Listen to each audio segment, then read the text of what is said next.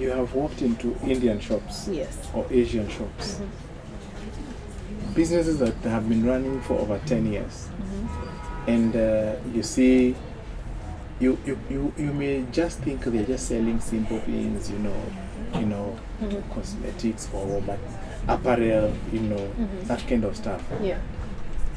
What we've discovered behind that customer service desk, there's a young guy who sits, and the only thing they do is to invest in to invest their money. So you find they have a portfolio of like 2-3 billion shillings invested, making cash flows every month. Yeah. So over the years, they've been paying themselves first until now they have a portfolio worth billions. Yeah. Now you think your business has been down. You're like, how come these were Indians? They are still continuing. Hawkers have come. They are in front of their shops. Business has been diverted somewhere else, but the guys still have resilience. It's because during the time when business was good, they built portfolios. Yeah. And now those portfolios are generating cash flows for them, passive income. Yeah? So this old Asian and his wife and his son, this has just become another place to come and pass by time, and also just to keep servicing the customers who have been very loyal to them over time. But the real crown jewel is the portfolio that their son manages behind the scene. And that's the one thing I wish all of us can learn from them. It's a good thing that they do, and there is no reason why you who is running this shop here should also not have your own portfolio. One day it will be 10 million, then another decade it will be $1 billion shilling, and then as you come and sit here, you will not just be depending on the customer who walks through the door. You know whether that customer walks through the door or not, you will eat, you'll have a good life with your family, you can sustain your lifestyle, and you will still be doing what you love to do every single day of the year. That's very good advice for yourself first. Yeah. To build a financial portfolio. Yeah. Let me go a bit technical. Technical. Yes. In businesses. Yes. Finances. When it comes to getting profits. Yes. Because I believe there are profit margins for retail and there are profit margins for if you want to venture. Now the fact that I'm in selling products, how to charge your profits in terms of percentages, in regards to retail and wholesale. When do you know with this particular profit margin you're doing business, or with this particular profit margin you're actually just walking around the same block? Let's see, like from me back then, how I was just doing business was just for me, but now the fact that now your business is at this particular level where there are expenses, monthly expenses, and you still need to pay yourself, so that you can be able to invest in the financial portfolios. So at which percentage would you advise business people to be when it comes to retail and when it comes to wholesale? You see, you need to choose your hard. If you go retail, like what supermarkets do, then you're in a low margin business where you're making 2%, 3%. When you've paid out of 100 shillings that you are selling, you only remain with 3 shillings. That kind of business, you need to do huge volumes to make a lot of money. And also it's very competitive because everybody, why do we go to Carrefour and not another supermarket? It's because you're looking at the pricing in Carrefour like, a good deal here and more than there. That's the business of retail. The customers are very price sensitive. So you operate in a low margin business, but then you really push the volume. To push the volume, what do you need to do? You need to have a big brand. I need to have outlets. I need to have agents who are just bringing in business. Today, we don't even go to supermarkets, isn't it? We just global. isn't it? And then so there are more shoppers in Carrefour than the ones you can see walking with carts there. Even the ones who are outside, probably more. Yeah, so the ones that are walking. Yeah, so your distribution, retail is a distribution business. How do I reach as many people as possible at the lowest cost possible? Okay. At the lowest cost possible. At the lowest cost possible, so that you can keep your margin. Okay. Your margin. So, but then there are those businesses that are niche. Yeah, premium products. You get it? Yeah. You can charge 100% margin. Yeah, if you walk into a jewelry shop, you know, buying this ring, I know, niligongwa. But even for me to walk in there, yeah, I had to pass through security to have access. The business is not open for everybody. Yes. Isn't it? Yes. But one ring, one wedding band, it's like maybe three wedding bands. If you look at the raw materials. Yeah. Okay. So you have to choose your heart. There is no one formula for all the businesses, like what margin you should have. The only thing I would say, at the end of the day, if you're running a business, the revenues must be more than the expenses. Your cash flows must be more than your cash outflows. The money coming in must be more than the money leaving. And also, another very place that messes entrepreneurs, the way you receive money must be faster than the way you pay out. Because you may be giving people credit, you get it? Yeah. You're giving people credit to pay, and then they take 30 days to pay you. But you're paying your suppliers within 10 days. Guess what? You're the one who is losing, because your money is already out for 30 days and you're paying your supplier sooner. So make sure that you have a positive, we call it a positive cash cycle. Sorry to use a technical word. But technically. Yes, but especially for the people who are listening to me, if you pay people, or if you give people credit, make sure you don't pay faster than you're receiving money. Otherwise, you'll end up in a cash crunch. Yeah. Okay. That's good. The facts. Okay. So a few points here, there. Okay. So a few of the last questions that we have, when it comes to now, when do you know it's time to look for an investor? When do you know it's time to now look for loans? Yes. To grow a business, and when do you know it's time to sell your business? To sell the business. These are three big questions. When do you know it is time to look for an investor? Let's take the example of this business. Yes. If we have so many customers walking into this shop, as demanding what we sell, and they just keep clearing our stock, and we have so many customers who are being upset because we are not able to meet their demand, and we also don't have the cash to stock enough to meet all their demands. It's a good time to go and see an investor.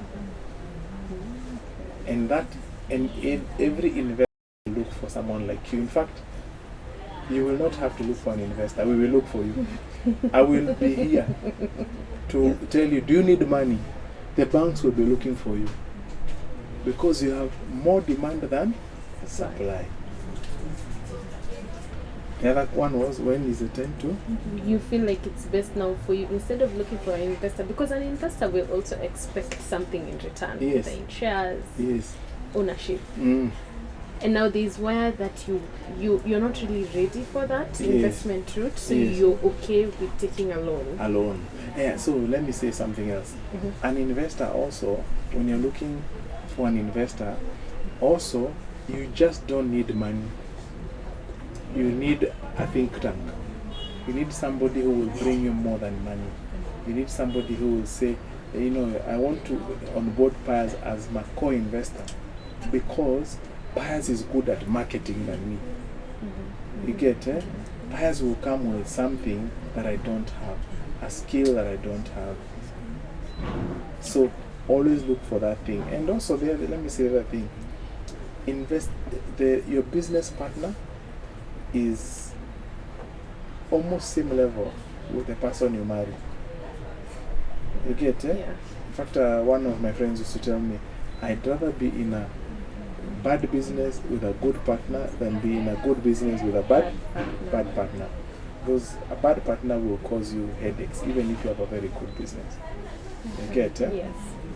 So that's when you need to look for an investor. You know, you just don't need money, but you also need some skills that you know you don't have. Like this business is still an SME. Yes. You want to corporatize, you want to institutionalize it. So you need someone who will come and is able to change the image of the business, to be able to deal with the big institutions in the world. Yes. Yeah. So not only just the money part, but also what more in terms of skills. You need, when you need more than money, what you need is an investor. Yeah. So now when it comes to money, that's now. When is the best time to go to the bank? Yes. You have a similar situation, more demand than supply, but you know the money that you can make from that bank money is more than that you'll be paying the bank. So if the bank is going to charge you 15%, and you can see for every shilling I invest in this business, I get 20%, that's a good time to borrow. Okay. But if you're going to make 10% and the bank is charging you 15%, the person who you'll be working for is no longer you'll be working for the bank. Yeah. And now the last one. The last one was? When do you know now it's time to now sell? So what I've seen, founders don't just wake up and sell everything. So one is exactly where we began. I want to sell a small stake so that I can have more than just me. I want somebody else who can help me to think. I want somebody else who can help me to access global markets. I want somebody else who can bring automation or digitization skills so that my business can move faster, efficient, more high margins. Yes. Yeah. So that means you sell a portion of your shares or ownership in the business. When you know it is time to really go, is when you now, my heart is no longer in that business. I want now to just chill. I've worked hard. I want to move to other things that do not consume my mind.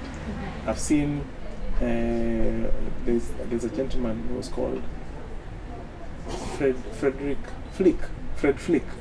He was the richest in West Germany. He used to own a very big business that was in steel, manufacturing steel, and he used to own a big stake in Chrysler, the guys who manufacture Mercedes. Yes. And when he got to a point, he was like, I'm done.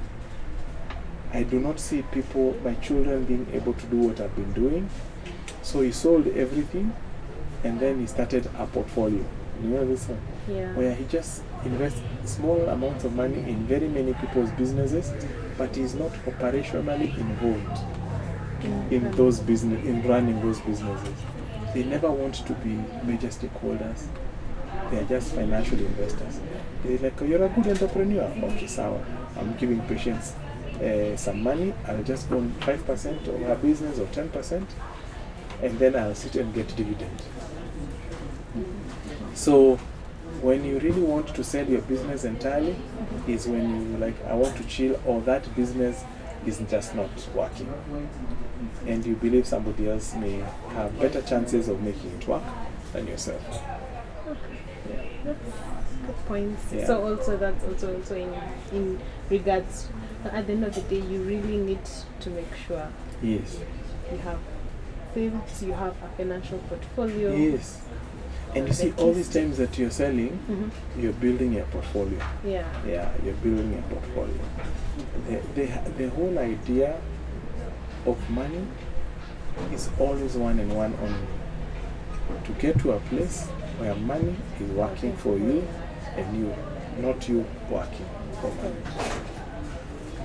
That is why Elon Musk is working with President Trump, in government. So who is running SpaceX? Who is running Tesla? Money is working for him. Yeah. Yet he is the richest man in the world. And he's not always there. And he's not always there. So if you look at all the wealthiest people in the world, they have one thing in common. Money works for them. The only thing they monitor is cash flow.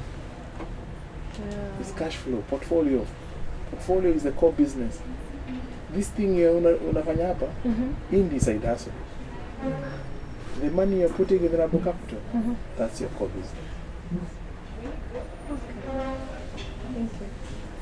Thank you. Yes. Thank you very much. Believe so far. Any other questions? Believe. I think maybe I can ask you. Yes. What has your investment in Nabo Capital done for you in relation to this business? In relation to this business, Nabo Capital came through for me when I wanted to expand. When I wanted to now bring in something that's different, the fragrances. So luckily I was saving in it, and the fact that it also got some interest, so that also gave me a cushion to be able to now move, to be able to now bring in something else, bring in now the fragrances swiftly. Because when I needed the money to now make that particular decision, because you see, of course, for you to venture into something new, there's some time where you need to keep on thinking, there's back and forth, is it the right thing? So for you to take that shift, Nabo Capital gave me that easy, when I needed the money, the fact that I've been saving it, so when I needed to expand, you can say it's really expansion, they came through for me in that. So I was able to expand very easily with the finances that I saved there, and also the interest that it gained. So it was an easy transition. So it was an easy expansion. It helps you to easily expand your business without having to go and look for investors or bankers to lend you the money. Yes. Stress free. Yes, very stress free. And also, actually, when I was leading, I wasn't even in the country. So even the fact that you guys are able to accommodate us even in different countries, and the fact that you can access your services is also a plus. And also your financial advisors do a very good job. If you think about other prudences who are running a business, they have been on this journey, they have lost money, they are wondering where to get capital to grow their business. What would you advise? What would you advise them? What can I say? Never give up. That's one of the key things. Never give up. Never give up. And also, it's good for you to understand finances. Contact people who are already in that field, who are experts in that field, because they're the best people to advise you in which direction to go. One of the key things that I also really loved about Nabo is the fact that when I invested in a money market fund, because there are so many cases of, you're investing in a money market fund and then it ends up not really, actualizing. So the beauty is that now with Nabo, one of the key things that I was also told is also where you guys as Nabo invest your funds in. So now it's a safer, you're safe investing at Nabo because of also you guys where you're investing your money in. So that's also one of the key points when you're looking into where to invest your funds in. You also need to look at the institution and organization at large. So don't give up. Keep on pushing. It's not an easy road, but it's all worth it. And also, one of the key things, financial portfolio. That's one of the key things that I've learned today. Thank you so much. It's your core business. Yes, core business.